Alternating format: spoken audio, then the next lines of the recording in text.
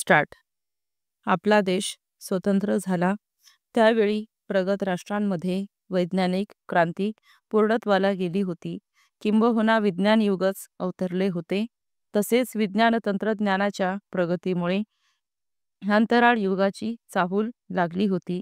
या तुलनेत त्या दरम्यान आपला देश गरीब आणि मागासलेला म्हणून गणला गेला होता. देशातील बहुतांश समाजवर्ग दारिद्र्यात होता.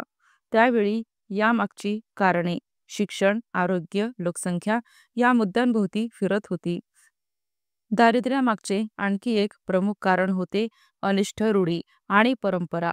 यामुळे अंधश्रद्धांची पाळेमुळे खोलवर रुजली होती आणि म्हणूनच यातून बाहेर पडण्यासाठी राज्यघटनेत नागरिकांनी वैज्ञानिक दृष्टिकोन अंगीकारण्याचे कलम समाविष्ट करण्यामागे राज्यकर्त्यांची आणि शासनकर्त्यांची प्रगल्भ मानसिकता होती. परिच्छेद.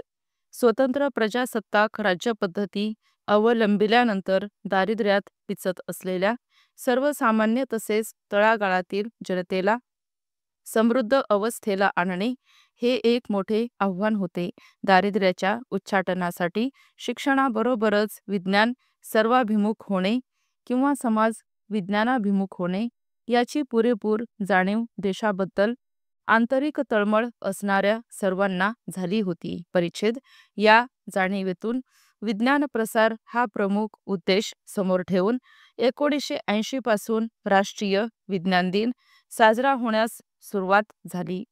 स्वातंत्र्य मिळाल्यानंतर विज्ञान प्रसाराची जाणीव होण्यास 3 दशके पार पडावी लागली आणि आज राष्ट्रीय विज्ञान दिन सुरू होऊन 2 शतके उलटली आहेत. सद्यस्थितीत आपण महासत्तेचे स्वप्न पाहत आहोत. 10 ते 12 वर्षात भारत जगातील सर्वात बलवान राष्ट्र असेल अशी आशा आपण बाळगून आहोत आणि आज प्रजासत्ताकाची 60 वर्ष पूर्ण होत आली आहेत. या वळणावर विज्ञान प्रसार कसा आणि किती होतो? सर्वसामान्य समाजात वैज्ञानिक मानसिकता कितपत विकसित झाली आहे याचा स्पष्ट आणि परखड विचार झाला पाहिजे. परिच्छेद.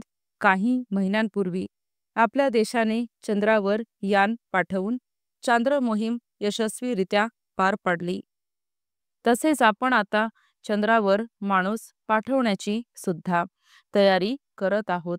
मात्र यशस्वी चांद्र मोहिमेच्या दुसऱ्याच दिवशी पुरोगामी म्हणवणाऱ्या महाराष्ट्रातील एका जिल्ह्याच्या ठिकाणी अंधश्रद्धेची आणि भोंदूगिरीची मनस्वी चीड आणणारा प्रकार घडला.